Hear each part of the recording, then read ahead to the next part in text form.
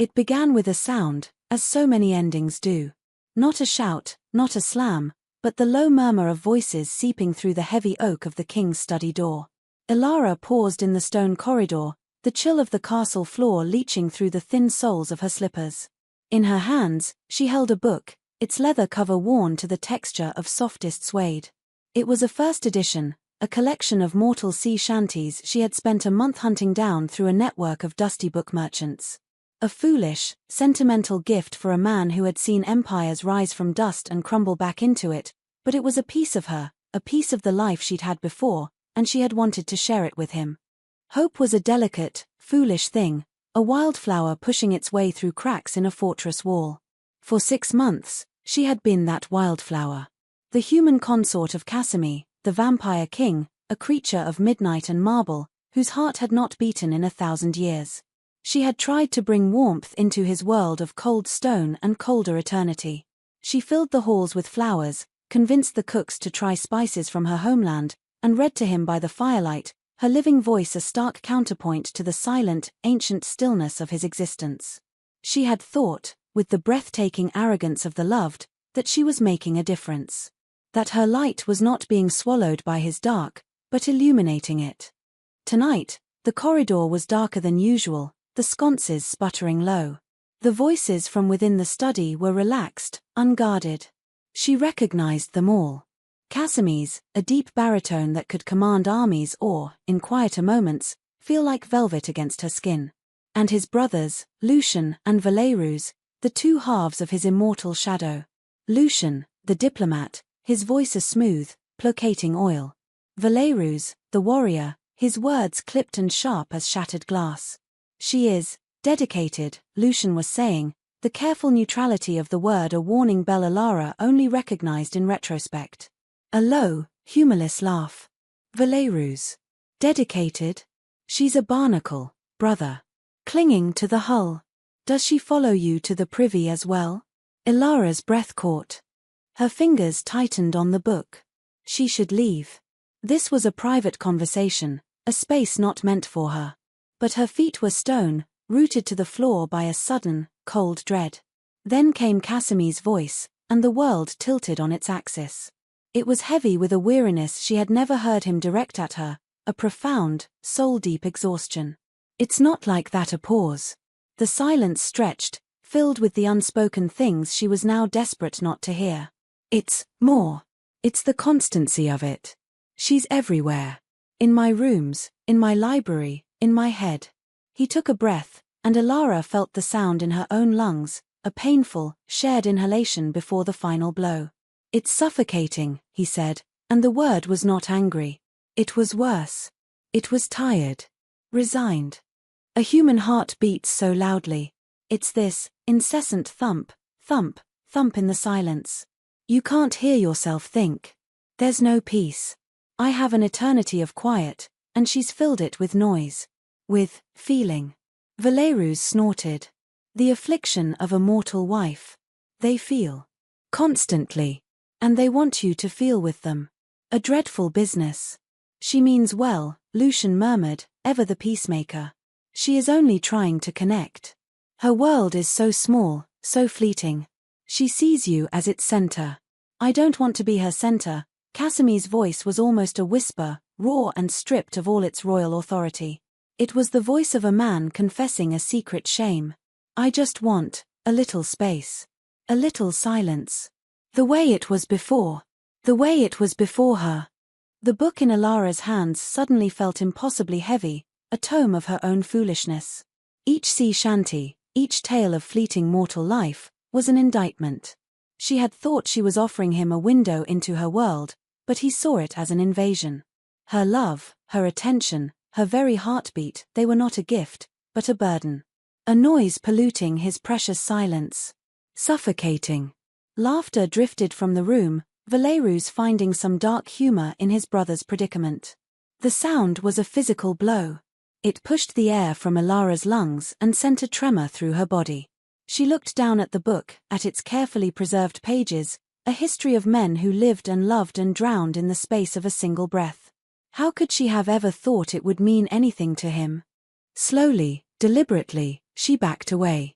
Her slippers made no sound on the cold stone. She was a ghost in this castle, she realized. She had only been pretending to be solid. She retreated down the corridor, the faint golden light from the study door shrinking behind her until it was just a pinprick, and then nothing at all. She walked through the echoing halls of the life she thought she was building, and for the first time, she heard the silence Casimir craved. It was vast, and cold, and absolute. And in it, the frantic, foolish beating of her own heart was the only sound she could hear. It was, she thought with a sudden, searing clarity, obscenely loud. The next morning, Casimir woke to an unfamiliar quiet. 4 months, his re-entry into the waking world had been softened by Ilara's presence. It was a ritual he had come to expect, a gentle buffer against the harsh stillness of his own nature. There would be the scent of the herbal tea she favored, a grassy, living smell that clung to the heavy velvet curtains.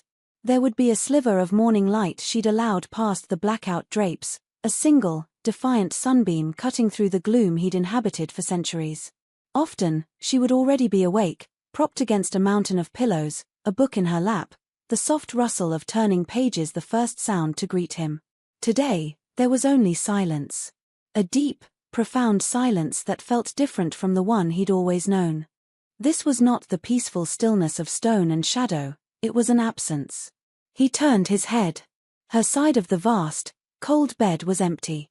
The pillows were undisturbed, the sheets drawn smooth and tight, as if no one had slept there at all. A flicker of annoyance, swift and irrational, passed through him. He had spent hours last night complaining of her omnipresence, and now her absence was an immediate affront. He rose, the chill of the chamber seeping into him more than usual. He pulled on a silk robe, his movements silent. He expected to find her in the adjoining sitting room, perhaps staring out the window at the bleak, frost-covered gardens. But the room was empty. The silver tray that usually held her morning tea was gone. The chair by the fire was vacant, a book left closed on its arm. He ran a finger over the cover, a history of northern trade routes. He frowned. His annoyance curdled into a strange, formless unease. Last night's conversation with his brothers had been a release, a necessary venting of pressures he hadn't known how to articulate. He loved Ilara, he was certain he did, in his own way. Her vibrancy was a flame in the eternal twilight of his existence. But the flame had grown too bright, too hot. He felt constantly watched, analyzed, his every mood charted and catered to. He had simply needed to complain to someone who understood the long, slow rhythms of their kind, who knew the value of solitude. He wasn't sure what he had meant. But he hadn't meant for this echoing void. He found her in the main library, a cavernous, 2-story rotunda where the dust of ages smelled sweeter than any perfume.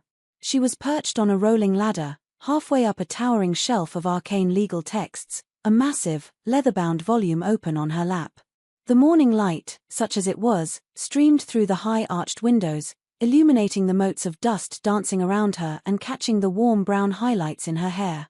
She looked small and self-contained, a scholar lost in her work. He stood at the base of the ladder, watching her for a long moment. She didn't seem to notice him. He cleared his throat, a sound that seemed to boom in the hallowed quiet. Her head lifted. Her eyes, usually so quick to light with warmth and recognition when they saw him, were calm, neutral. She looked down at him as one might look at a servant who had entered the room. "Good morning," she said, her voice even and polite. "Good morning," he replied, the unease tightening in his chest. "You were not in our rooms." It was a statement, but it sounded like an accusation. "No," she agreed simply. "I rose early. I wanted to consult this text on pre-unification maritime law." She gestured to the book in her lap. There was no apology, no soft explanation that she hadn't wanted to wake him. Just a fact. I see he waited for more. For her to close the book, to smile, to ask about his night, to descend the ladder and bridge the distance between them. She did none of these things.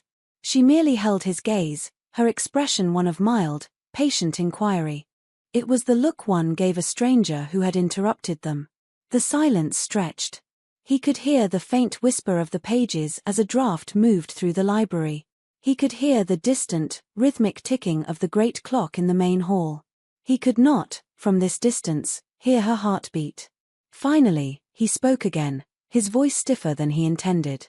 "Will you be joining me to break the fast?" She blinked, as if considering the request. "Thank you for the offer, but I've already eaten. I had a tray sent up here. I have a great deal of reading to get through today." She gave him a small, perfectly courteous smile. It didn't reach her eyes. Her eyes were like polished stones, smooth and unreadable. He felt a surge of frustration so sharp it was almost painful. This was childish. A piquet. He had been neglectful last night, closeted with his brothers, and now she was punishing him with this cold shoulder. He could handle that. He could outwait any mortal sulk. "As you wish," he said, the words clipped. He turned to leave, but paused at the threshold of the library, compelled to look back one last time. She was already bent over her book again, her focus absolute, as if he had already dissolved into the shadows. As if he had never been there at all. It was then that a new thought, cold and sharp as an icicle, pierced his denial. This didn't feel like a sulk. A sulk was an emotional plea, a demand for attention. This was something else entirely. This was a withdrawal. A closing of a door he hadn't even realized was open. And as he stood there, shrouded in the gloom of the hallway, looking at the woman who was suddenly a stranger, he felt the first true tremor of regret. He had asked for space. He had complained about the noise. Now, the silence she had left in her wake was the loudest thing he had ever heard.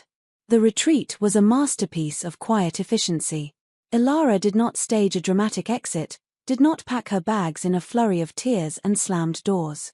She simply erased herself from his life with the precision of a master cartographer redrawing a map.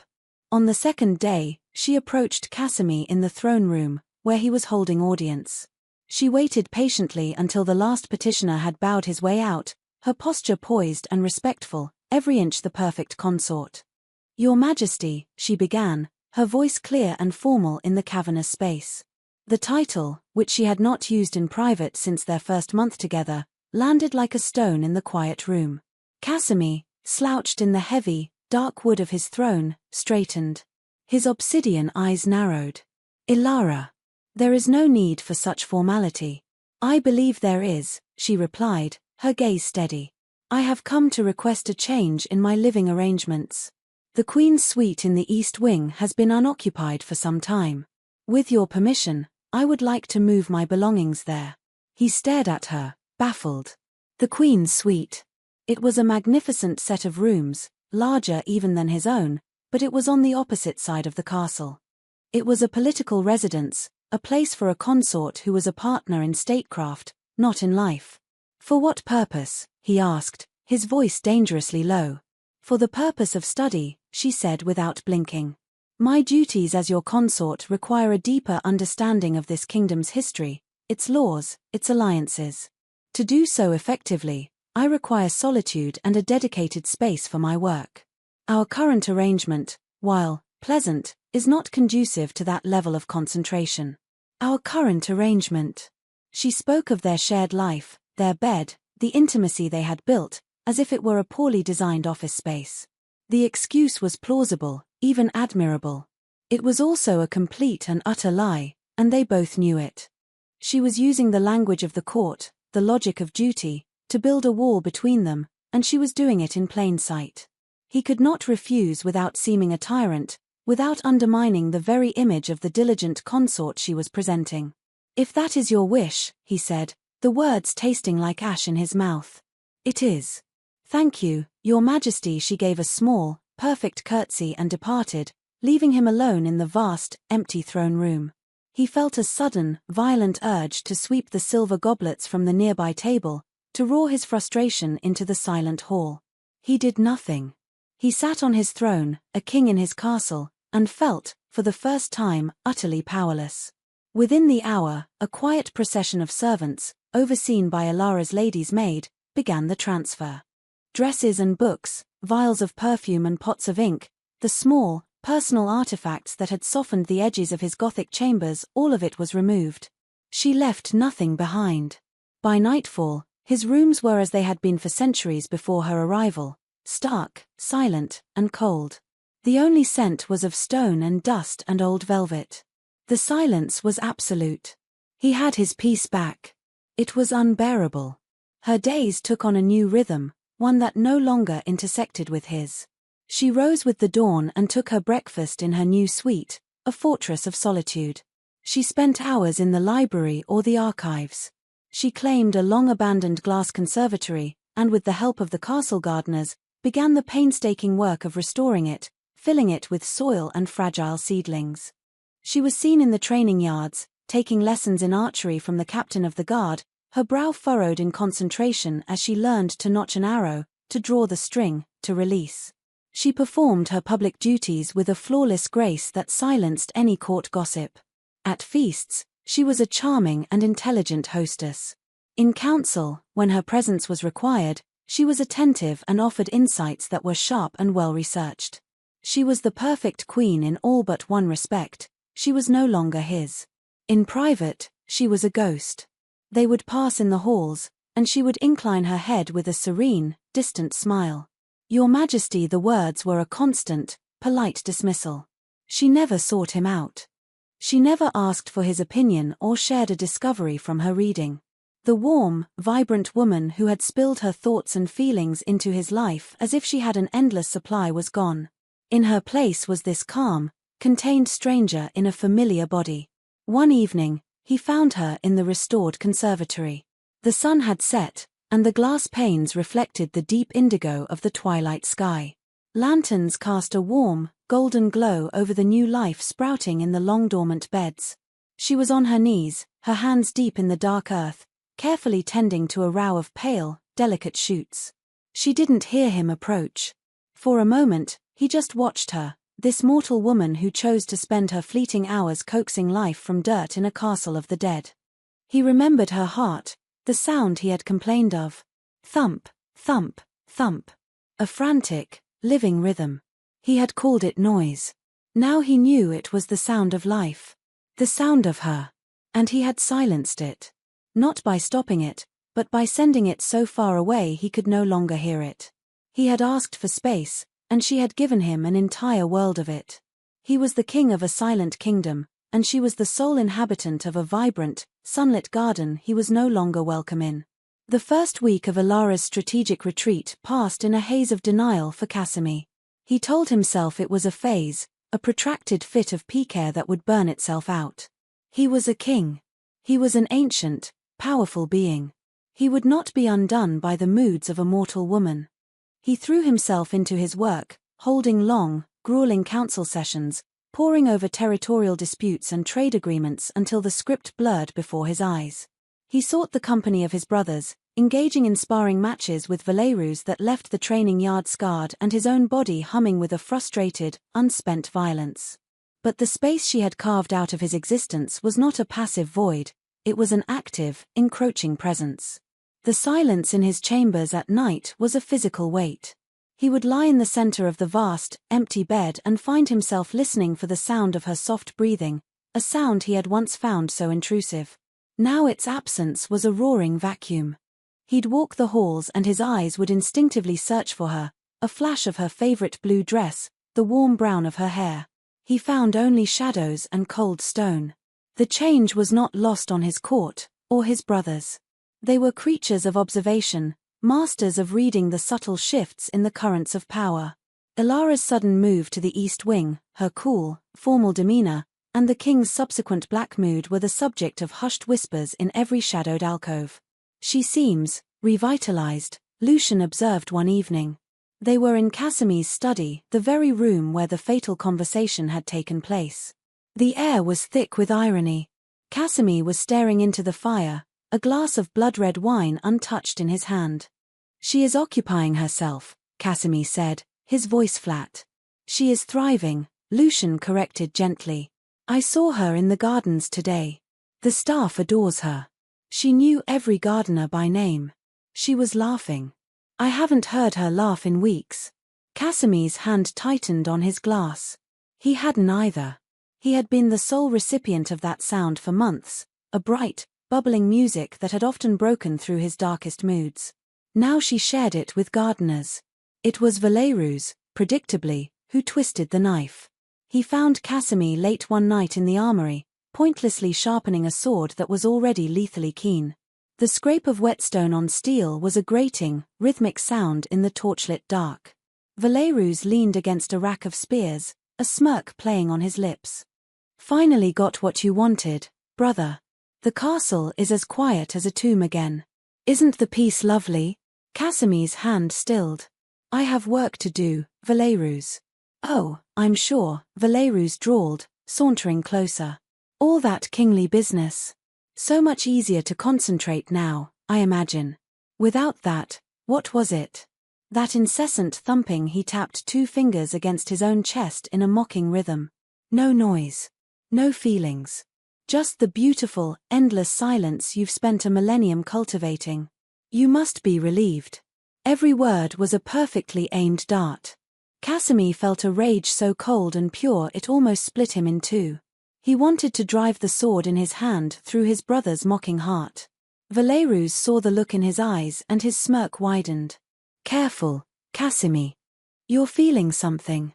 Dreadful business. He was throwing Casimir's own words, his own complaints, back in his face. And he was right.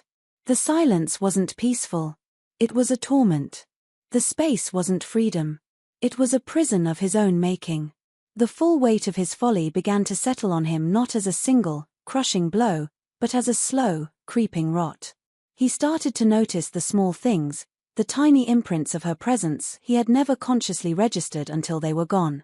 The single wildflowers she used to leave in a bud vase on his desk were no longer there, and the desk looked barren. The specific volume of poetry she'd been reading to him was back on its shelf in the library, its spine flush with the others, no longer marking a place in their shared story. The particular blend of tea she favored was no longer brewed, and the air in the mornings felt thin and lifeless without its scent. He had thought her presence was an encroachment, a taking. He saw now that it had been an offering. A constant, gentle gift of warmth and life and color, and he had not only refused it, he had scorned it. One night, unable to bear the oppressive emptiness of his own rooms, he found himself walking the silent corridor toward the east wing. He stopped 100 feet from her suite, hidden in the deep shadows of a tapestry. He saw a sliver of light from under her door. He could hear the faint, muffled sound of her moving about within.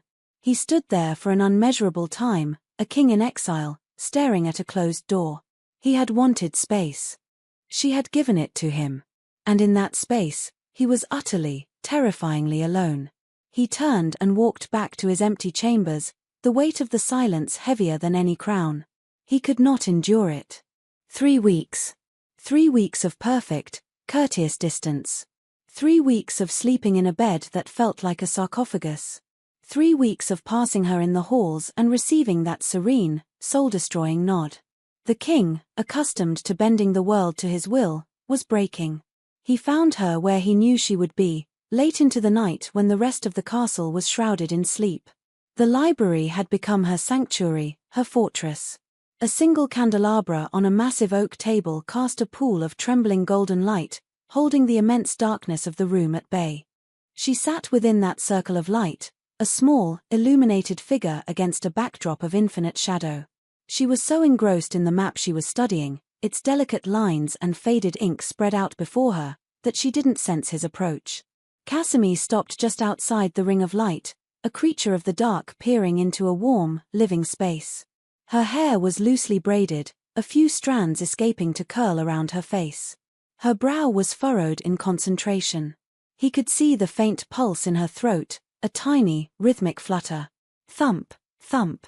The sound he had once despised. He would have given a century of his immortal life to be close enough to hear it again. "Ilara," he said. His voice was rough, a rusted hinge in the profound quiet. She didn't startle. Her head lifted slowly, her eyes finding him in the gloom. There was no surprise in them. No fear.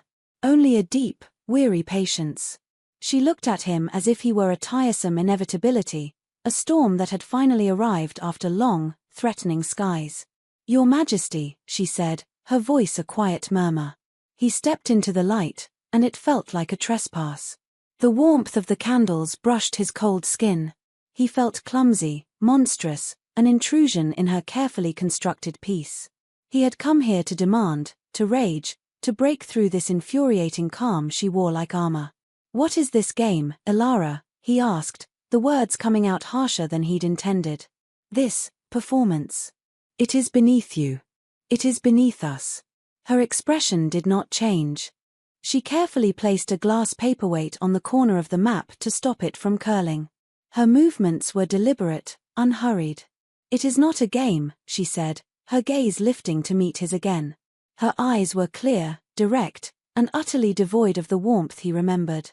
"A game implies a winner and a loser. This is simply a new arrangement. One that I understood you desired."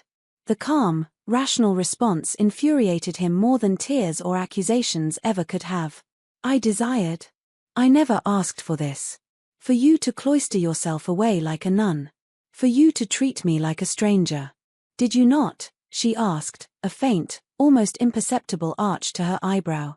"My memory of the matter is different. I recall the sentiment being that my presence was suffocating. That the sound of my heart was an unwelcome noise. That you wished for the silence that existed before my arrival." He flinched as if she had struck him. She knew. Of course, she knew. The realization crashed over him with the force of a physical blow. She had heard him. Every careless, cruel, unthinking word. This wasn't a pique. This was a response. A logical, devastatingly precise response to a request he had made. "You heard," he whispered, the anger draining out of him, replaced by a cold, sickening dread. "The walls of this castle are thick," she said, her voice still unnervingly even. But not always thick enough. It was an illuminating conversation. Shame, a hot, unfamiliar emotion, washed over him. He had no defense. He had no excuse. He had complained about her to his brothers like a spoiled boy complaining about a new toy that was too complicated. And she had heard. He took a step closer, his hand instinctively reaching for her, a gesture of appeal, of desperation. He needed to touch her, to feel the warmth of her skin, to anchor himself. "Elara, I." She moved before his fingers could brush her arm. It wasn't a flinch or a recoil. It was a small, conscious, deliberate motion. She simply rose from her chair and took one step back, creating a space of about 2 feet between them. It might as well have been a mile. The air in that gap crackled with everything he had broken. His hand fell, empty, to his side. The rejection was absolute, silent, and complete. "You expressed a need for space, Your Majesty," she said, her voice soft, but edged with steel. "I am merely providing it. Is it not to your liking?" She was using his own words, his own selfish desires, as a shield. She was giving him exactly what he had asked for, and it was a punishment more exquisite than any torture he had ever conceived. He could not argue with her logic. He could not rage against her compliance. She had given him no emotion to fight, no anger to parry. She had simply agreed with him. He stood there, defeated, a king with no power, a predator with no prey. He was the most powerful being for 1,000 miles, and he was being held at bay by a mortal woman's stillness. "I see," he said, the words hollow. There was nothing else to say. He had been tried and found guilty, and his sentence was this unbearable quiet. He turned and walked away, out of her circle of light and back into the shadows that were his birthright. He did not look back. He felt her eyes on him, but he could not bear to see the look in them. Only when the sound of his footsteps had completely faded, when the vast library was once again silent, did Elara's composure finally break. Her knees gave out, and she sank back into her chair, her hands gripping the edge of the table. A single, hot tear escaped and traced a path through the fine layer of dust on her cheek. She let it fall, a tiny, dark spot on the ancient map of a land she no longer recognized. Then she wiped her face, her hand trembling with the effort of holding herself together. She would not cry for him. She would not. She had work to do. The annual solstice gala was the pinnacle of the court's social calendar, a night of forced merriment and political maneuvering disguised as a celebration. Casimir had always despised it. The press of bodies, the cacophony of meaningless chatter, the cloying scent of wine and sweat and perfume. This year, it was a unique form of hell. He stood on the dais overlooking the grand ballroom, a glass of wine in his hand, a mask of regal indifference fixed on his face, and watched her. Ilara was a vision. She wore a gown of deep sapphire velvet that seemed to drink the light of the 1,000 candles flickering in the chandeliers. Her hair was swept up, adorned with small, star-like diamonds that glittered with every turn of her head. She was not standing by his side, a beautiful but silent accessory to his power. She was moving through the assembled throng, a celestial body with her own gravitational pull. He watched her speak with the grizzled, old count of the northern marches, a man notoriously difficult and taciturn. She was listening intently, her head tilted, and after a moment, the old count actually smiled, a rare cracking of his granite facade. He saw her in debate with the ambassador from the Summer Isles, their heads close together, gesturing to an imaginary map in the air between them. The ambassador, a woman known for her sharp intellect, was nodding in clear admiration. Ilara was not just surviving in his absence, she was commanding. The space he had forced upon her had become her stage. She had filled it not with pining or grief, but with intelligence, grace, and a quiet strength that drew others to her. The courtiers who had once seen her as the king's fragile human pet now saw her as a power in her own right. Then he saw the Duke of Albi. Young, handsome, with a swagger that came from new money and old blood, the Duke had been circling Ilara all evening. Now, he had finally cornered her near the French doors that led to the snow-covered balconies. He was leaning in close, his voice a low murmur, his eyes fixed on her face with an appreciative hunger that was unmistakable. He offered her his arm to lead her outside, into the cool, private darkness. And in that moment, Casimir felt something ugly and primal twist in his gut. It was a feeling so ancient and possessive it startled him with its intensity. Jealousy. Hot, black, and absolute. It was the feeling of a dragon watching a thief approach its hoard. He watched as Ilara gave the Duke a polite, yet firm, shake of her head.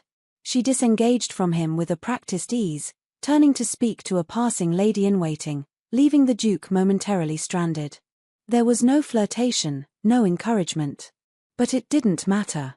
The sight of another man looking at her with such open desire, of him daring to believe he had a chance, ignited a cold fire in Casimir's veins. He had been a fool. An arrogant, blind fool. He had seen her only in relation to himself, the woman who slept in his bed, who warmed his chambers, who filled his silence. He had never truly seen her. The woman who could charm a door count, debate with a shrewd ambassador, and effortlessly deflect the advances of a handsome duke. He had not taken a consort. He had bound a queen to his side, and had been too stupid to realize it. He remembered his complaint, the words that now haunted his every waking moment. A human heart beats so loudly. He had thought of it as a flaw, a weakness, an intrusion. Now, watching her across the ballroom, so alive and vibrant and separate from him, he understood. Her beating heart was not noise. It was the source of her power. It was the engine of her warmth, her intelligence, her courage. It was everything he was not. The suffocating presence he had lamented, it hadn't been a cage of her making. It had been her choosing, every single day, to be near him.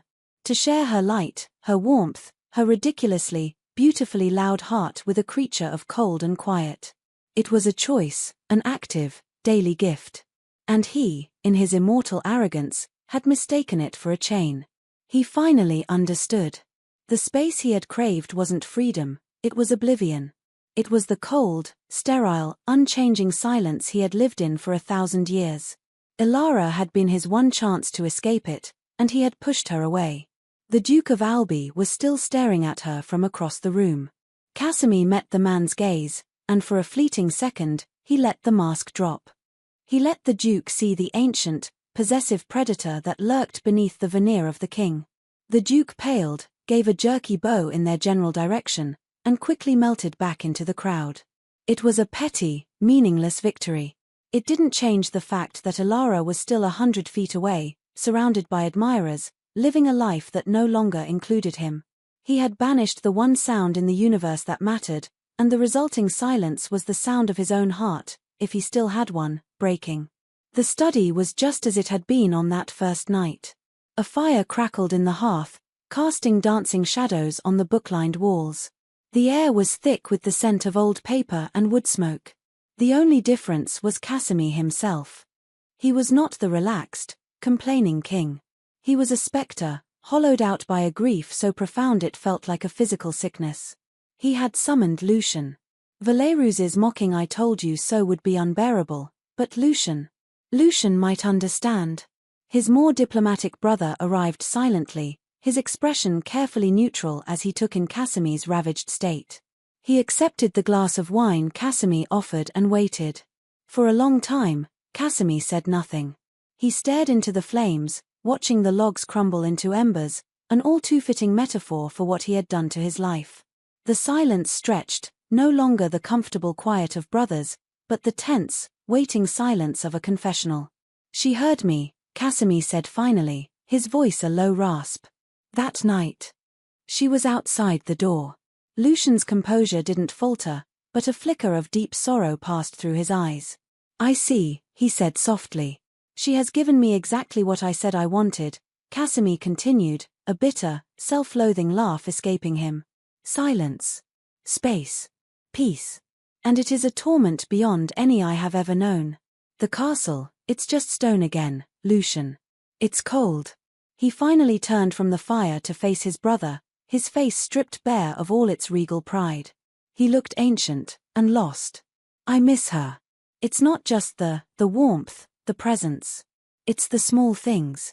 The ridiculous things. I miss the way she'd leave flowers on my desk, flowers that were always dead by morning. I miss the way her books would pile up everywhere, a mess of paper and ideas. I miss the sound of her breathing when she slept." His voice broke on the last words.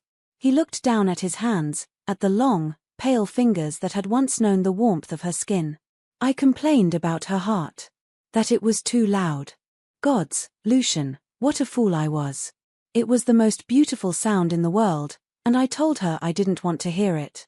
He sank into a chair, the great vampire king, brought low by the absence of a single mortal woman. "I broke it. I took this beautiful, vibrant, living thing she offered me, and I broke it with my carelessness. My fear." "Fear?" Lucian asked, his voice gentle. Casimir looked up, his eyes haunted. "Yes. Fear. I told you she was suffocating me. It wasn't her. It was me. It was the feeling.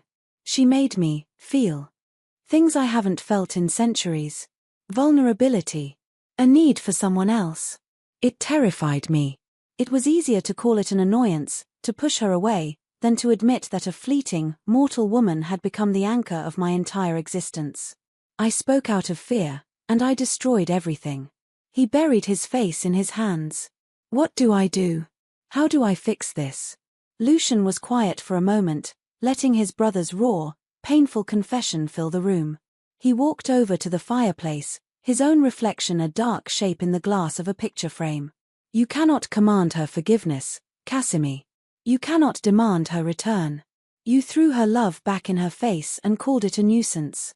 The wound is deep." He turned back, his expression serious. "You must do what you have not done since you were a boy. You must be humble. You must be patient. And you must be prepared for it to fail." "What do I do?" Casimir repeated, his voice muffled by his hands. "You tell her," Lucian said, his voice firm but kind. "Not what you want from her. You tell her what you told me. The truth.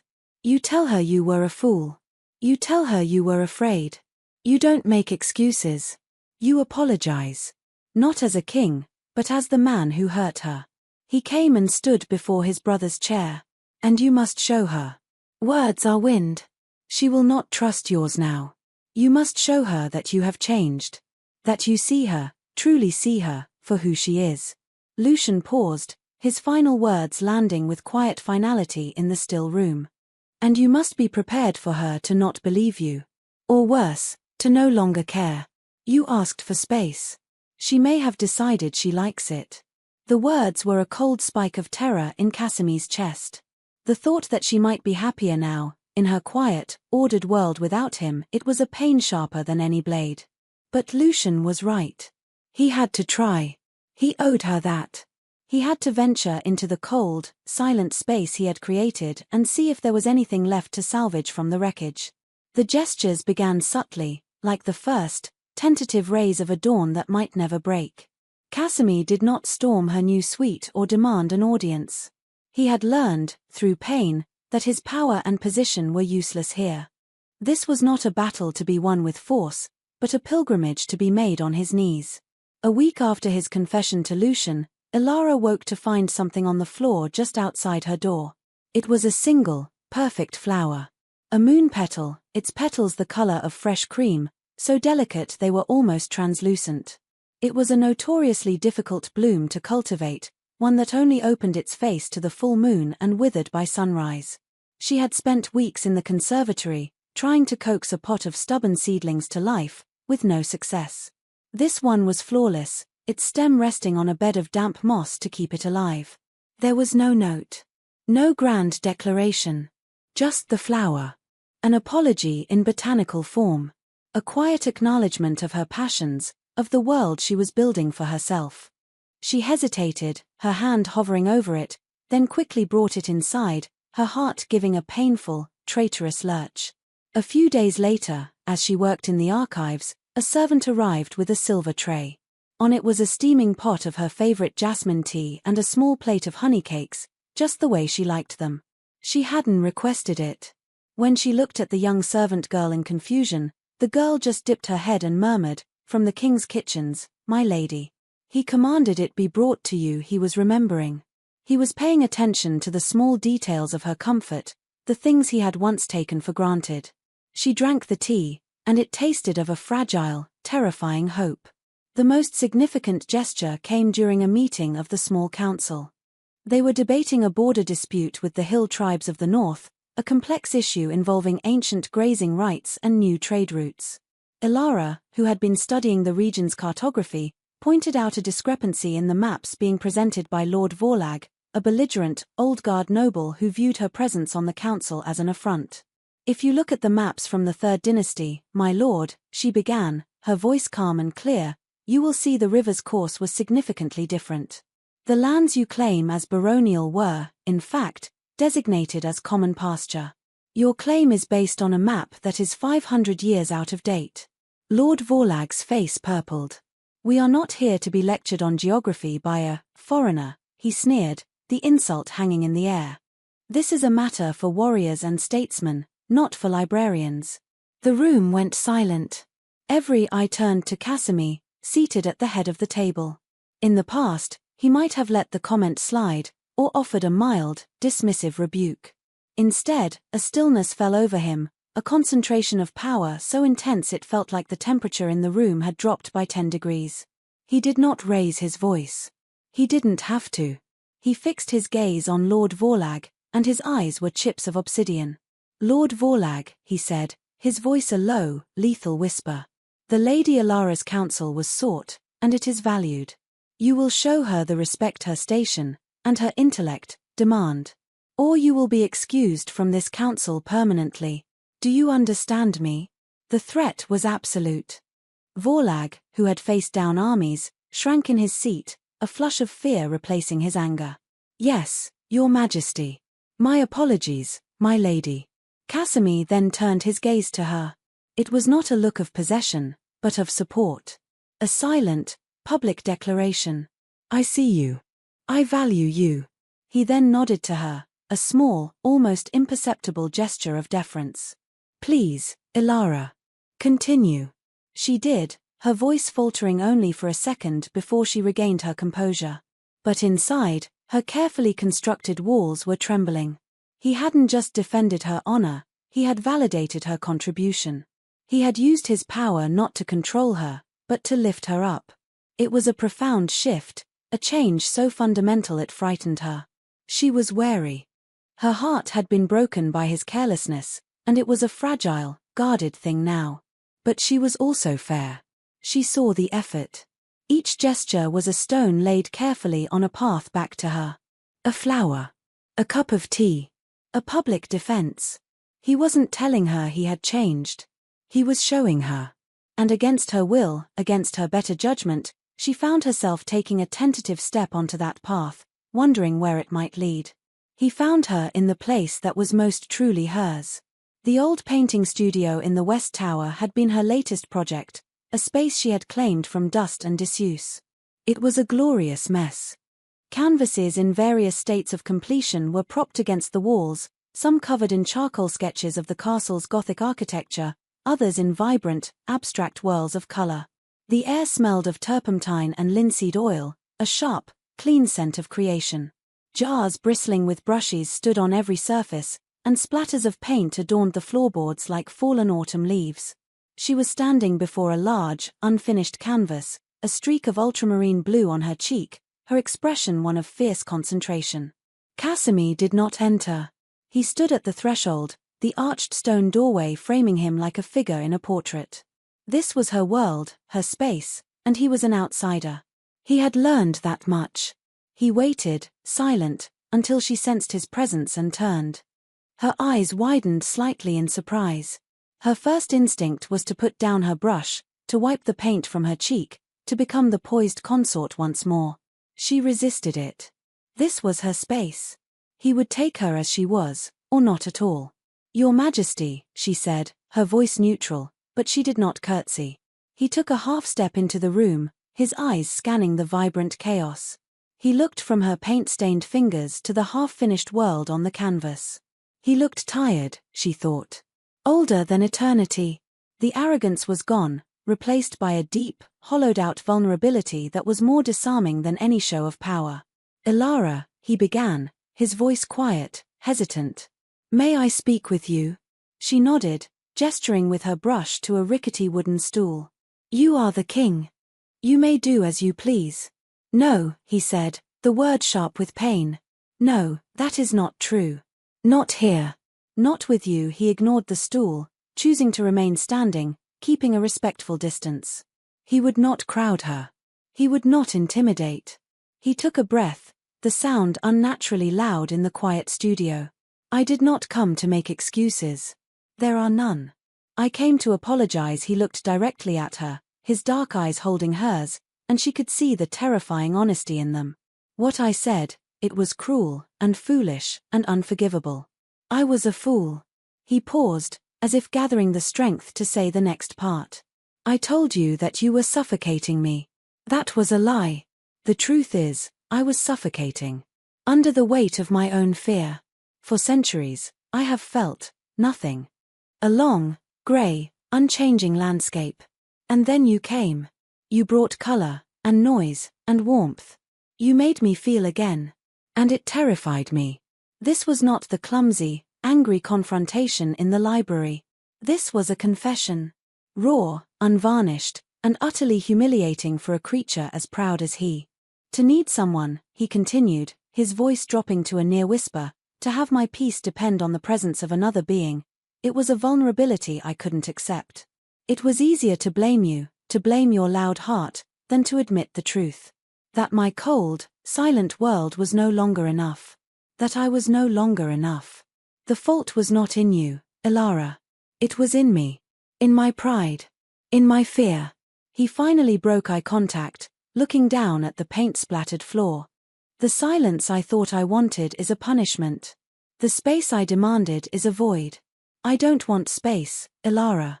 I don't want silence." His gaze lifted back to hers, filled with a desperate, pleading hope. "I want you." He held up a hand before she could speak. "I don't ask you to forgive me. I know I have not earned that. I don't ask you to come back to my rooms or to change anything you have built for yourself here. I ask only for a chance. The chance to try to earn your trust again. To show you that I see you. Not as an extension of myself, but as the remarkable woman you are." He stood there, the vampire king, stripped of his crown and his power, his heart metaphorically laid bare on the floor of her studio. He had given her all the power. He had made himself utterly, completely vulnerable. He did not move closer.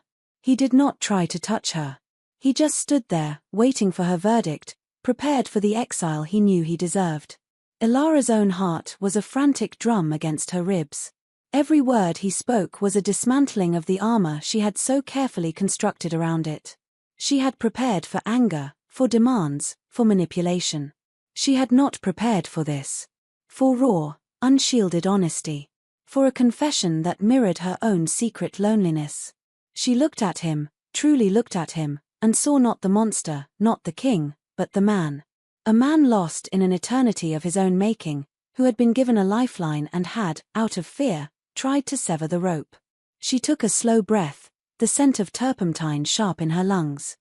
Her hand, holding the paintbrush, was trembling. She had a choice.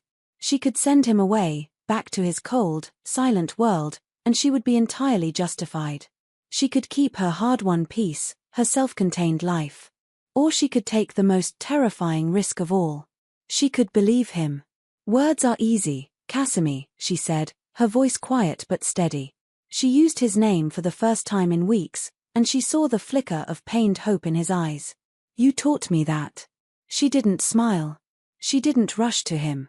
But she also didn't send him away. She turned back to her canvas, her sanctuary, and after a moment, she spoke again, her eyes on the half-formed image. "The light in this corner is wrong. I can't seem to capture the way the dawn hits the eastern parapet." It was not forgiveness. It was not an acceptance. But it was an opening. A crack in the wall. She was letting him in, just a little, into her world. Casimir understood. He didn't press. He didn't push for more. He simply walked over, slowly, and stood a few feet behind her, looking at the canvas. "It is a cold light," he said softly. "Almost silver. It has less gold in it than the dusk." And so he stayed. He didn't touch her. He barely spoke. He just watched her paint, a silent, humble guardian at the edge of her world. The silence between them was no longer hostile or empty. It was contemplative, hesitant, filled with the fragile possibility of a new beginning. When she finally set down her brushes, hours later, he was still there. He had not moved. He had simply waited. The healing was not a flood, but a slow, patient tide. 4 days, their interactions were tentative, brief encounters on the bridge he was so painstakingly trying to rebuild. He would appear in the conservatory while she worked, not speaking, just watching her coax life from the soil.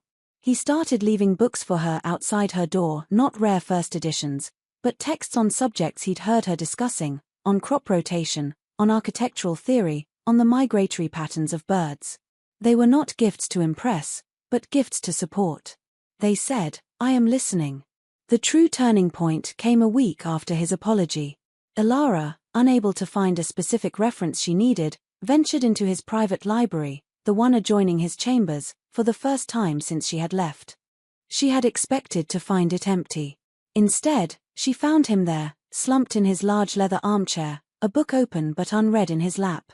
He looked as though he had not slept in a century, his face drawn and pale even for him. He looked up as she entered, and the hope that flared in his eyes was so raw, so desperate, it made her ache. She said nothing. She walked to the shelf, her back to him, her own heart hammering against her ribs. She felt his gaze on her, a physical weight, but it was not the gaze of a predator or a king. It was the gaze of a penitent. She found her book, but instead of leaving, she hesitated. Taking a deep breath, she walked to the small table beside his chair. Weeks ago, it had held a vase of her wilting flowers. Now it was bare. She placed the book she was carrying on the table with a soft thud. Then she turned and left the room, her purpose fulfilled. She returned 10 minutes later. He hadn't moved. In her hands, she carried a small, steaming cup. She walked back to the table beside his chair and set down the cup of tea. It was the blend he favored, dark and smoky, the one she used to make for him on cold nights. He looked from the cup to her face, his expression one of stunned, reverent disbelief. His throat worked, but no sound came out. Ilara met his gaze, and for the first time since that terrible night outside his study, she did not look away. The anger was gone. The hurt was still there, a tender bruise beneath the surface, but it was overlaid with something new, something fragile and brave. She did not go to the chair beside him, the one she had always occupied. That closeness was not yet earned. Instead, she crossed to the armchair opposite his, separated by a small hearth rug and a chasm of past mistakes. She sat down. She opened the book she had retrieved. The silence in the room was absolute. It was the same silence he had craved, the same silence that had become his torment. But now, it was different. It was a shared silence. Companionable. Peaceful. He finally reached for the cup, his long, pale fingers trembling slightly as they wrapped around the warmth of the porcelain. He raised it to his lips and drank. He closed his eyes, and she could see the relief wash over his features. It was more than tea. It was a pardon. After a long moment, he set the cup down and opened his own book. He did not speak. He did not need to.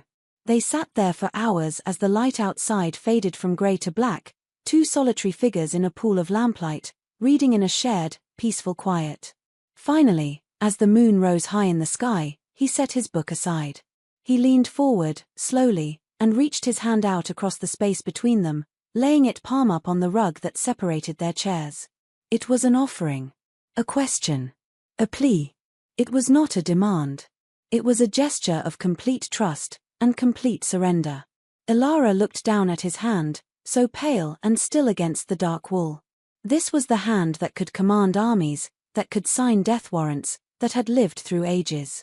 Now, it was offered to her, open and vulnerable. She thought of the pain, the loneliness, the cold silence. And she thought of the flower, the public defense, the raw honesty of his apology. She thought of the long, patient hours he had spent simply being near her. Slowly, so slowly, she lifted her own hand. She reached across the space, across the silence and the hurt, and she placed her small, warm, living hand into his cold, still one. His fingers closed around hers, a grasp that was not possessive, but reverent. Gentle. As if he were holding the most fragile, precious thing in the entire world. The connection was remade. It was not the same as it had been. It was stronger. More honest. Forged in the fires of pain and regret, and tempered with the hard-won grace of forgiveness. It was not an ending. It was a new beginning, quieter, wiser, and infinitely more precious, for they both now knew exactly how much it was worth.